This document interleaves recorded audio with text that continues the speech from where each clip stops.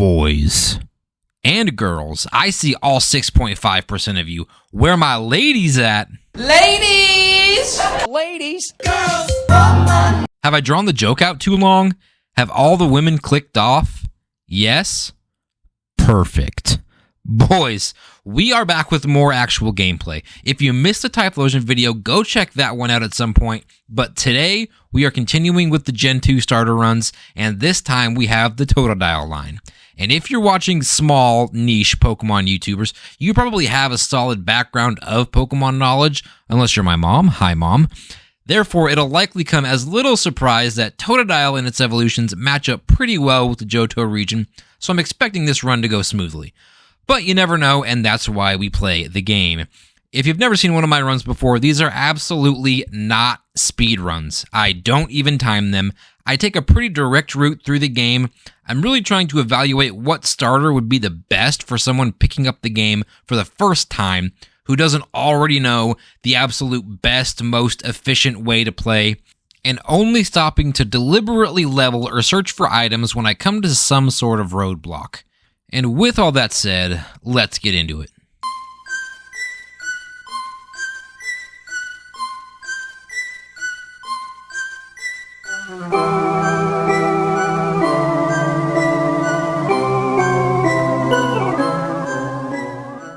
We're already level 11 facing Falkner. While I'm not trying to overlevel, I'm also not trying hard to avoid extra trainers. Rage works much better in this game than in Generation 1, since it doesn't lock you into only using Rage for the rest of the entire battle, and since Falkner is actually using damaging moves, Rage increases our attack higher and higher, and we breeze right by this fight. Bugsy the Bug-type leader is up next. Totodile has evolved into Croconaw, who's sitting at level 19, and really its second verse, same as the first, as we rage against Metapod and Kakuna, who don't have the firepower to put us in any kind of danger, and by the time we get to Scyther, Rage has built to the point that with the crit, it's an easy two-shot, and even though we don't have the type advantage here that Quilava did, it doesn't matter, we still make quick work of this gym. Now for the notorious Whitney and her Miltank. Since Bugsy, Croconaw has learned Bite, and we got the TM for Ice Punch from the department store, our moveset is starting to fill out nicely. Clefairy is a non-issue, and for Miltank I'm really hunting for a freeze here with Ice Punch, and it only takes 2 turns to get it, majorly clutch, and it doesn't thaw out, and now that we've first tried Whitney, we are officially cruising. Ghost is one of my favorite types, so I've always loved the Morty fight. Croconaw is up to level 28, there's a decent amount of trainers on the way up from Whitney, and like I said, I'm not trying hard to avoid the extra fights.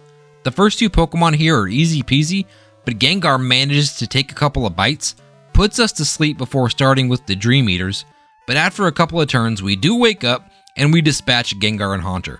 Mean Look wasn't a great move for Haunter to use, but if we look at the movesets of Morty's Pokemon, we see that Haunter's only real attack is Nightshade, which does damage equal to the user's level, and since Croconaw still had 26 HP, it was impossible for it to finish us off with a single attack.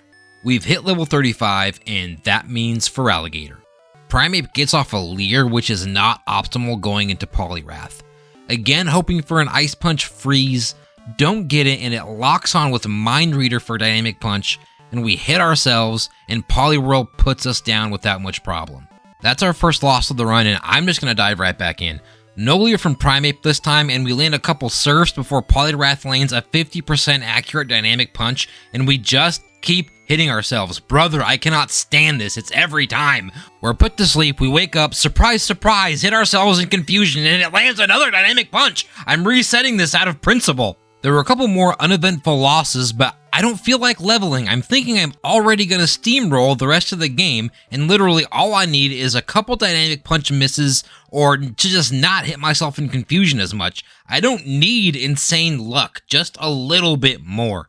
Finally, we get to freeze on Poliwrath, and you see me pause to thank the Lord that finally we're gonna win. And of course, Chuck pops a full heal right away and proceeds to land another Hypnosis. Hypnosis does not have good accuracy. Has it even missed once in all these fights? I'm not sure. It feels like it hasn't. Dynamic Punch finally misses, and we wake up and hit with the Surf to finally Knock out Poliwrath. I told you, I only needed to get not completely terrible luck. We head straight to Jasmine after Chuck without bothering to level it all in between, because yeah, we're gonna completely stomp her. All our Pokemon have low special defense and Steelix even takes super effective damage. 3 Pokemon, 3 Surfs. Let's move on. This is where we really feel the weird level curve of Johto, because I had to do some story battles and now we're way too strong for the 7th gym leader, who for some reason has lower level Pokemon than the 6th. We blow by Price and head to Claire. Claire has the potential to be annoying with Dragonair's Thunder Wave. Well, at least in theory she does. In practice, we had to do some more story stuff and go through the ice path, so now we're nearly 50, so we one-shot all of her Dragonairs before they get to attack at all, and Kingdra is pretty beefy. It isn't weak to ice either, so it manages to withstand the first ice punch. This is why I wasn't going to level more for Chuck. I knew this part of the game was going to be a cakewalk, and it was. The first Elite Four member is Will, who uses Psychic types, which is usually a pretty strong type, but man, this fight is really disappointing. His 2 Zatus and his Exeggutor take super effective damage from Ice Punch, and Jinx just isn't bulky enough to withstand a physical attack. Slowbro needs a couple turns to finish off, but it can't really do anything to us. So far, Feraligatr continues to dominate. Koga runs a poison team, but like Will, he just kinda lacks the firepower needed to stand up against Feraligatr. Ariados's double team doesn't help, Venomoth gets frozen, Fortress uses Spikes, which only hurts Pokemon who swap into battle, which we don't have to worry about. Muck is a one-shot. Koga attempts to set up the double team Toxic strat here, but Feraligatr is just locked in and hitting right through these double teams. Bruno is number 3 of 4, goes for Dig with Hitmontop, but we have Earthquake, which can hit underground Pokemon. We avoid getting paralyzed by Thunder Punch, and we're doing okay so far. Hitmonlee double kicks, and with Machamp coming up, I'm not sure we have enough HP. It tanks Surf, and Cross Chop has an increased chance to crit, which it does. That is suboptimal, but I feel like we'll be fine if Machamp just doesn't crit next time. Will and Koga are jokes, so we're going to skip right back to Bruno. Hitmontop again literally digs its own grave.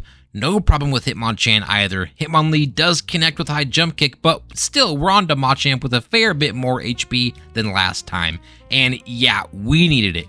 Cross Chop crits again, but we hold on as Bruno max potions, which won't help since we outspeed, and get a crit ourselves for good measure.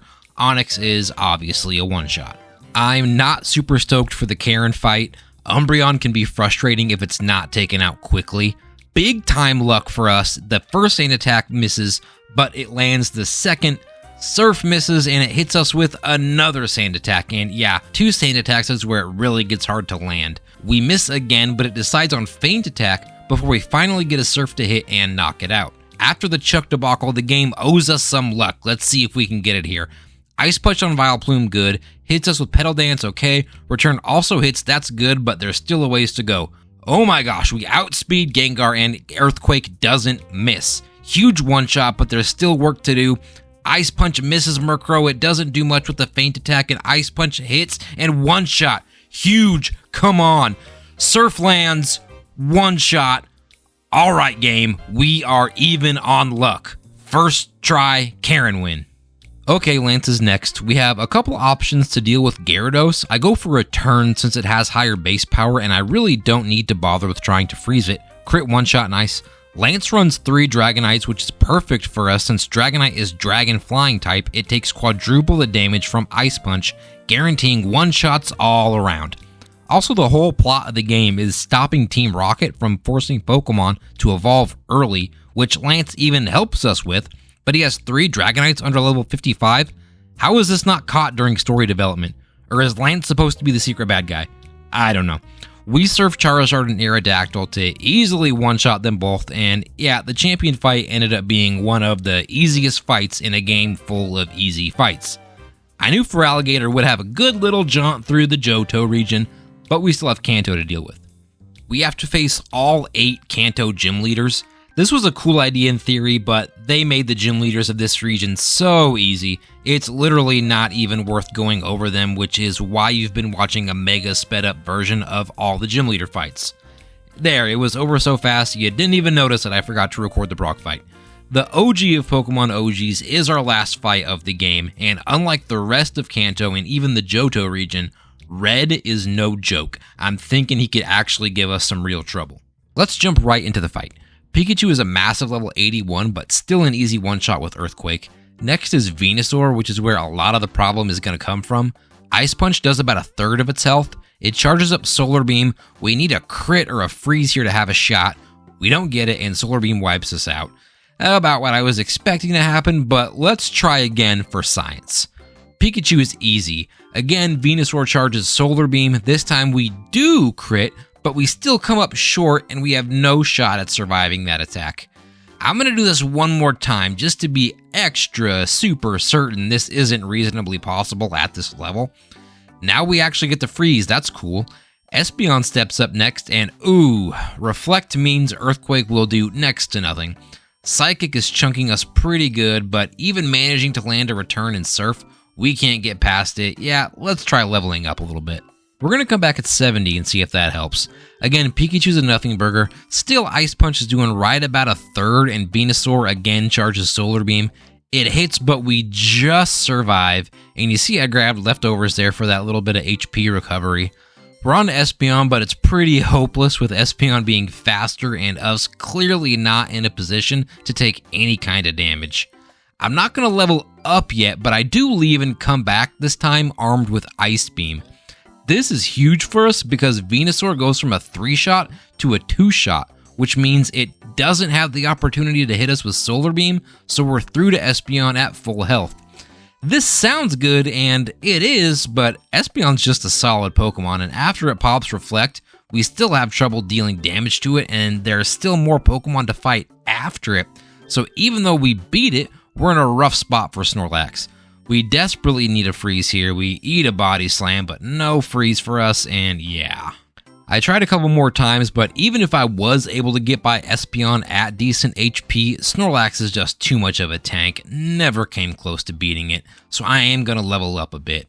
Now I'm at 75, I'm feeling pretty good, Venusaur's even more of a 2-shot, and now something huge happens. We outspeed, so Espeon isn't able to get off Reflect in time, so it's now a 2-shot, and we're through to Snorlax at good health. It uses Amnesia, which is annoying, but Leftovers is going to give us plenty of chances to freeze. We go back and forth, but man, we just can't get it before it lands a crit Body Slam, and we go again. I'm not going to level up. I like level 75. I feel like we can do it at this level. Through to Espeon, and this time it does decide to Reflect, but we 2-shot it, so we're on to Snorlax with full health.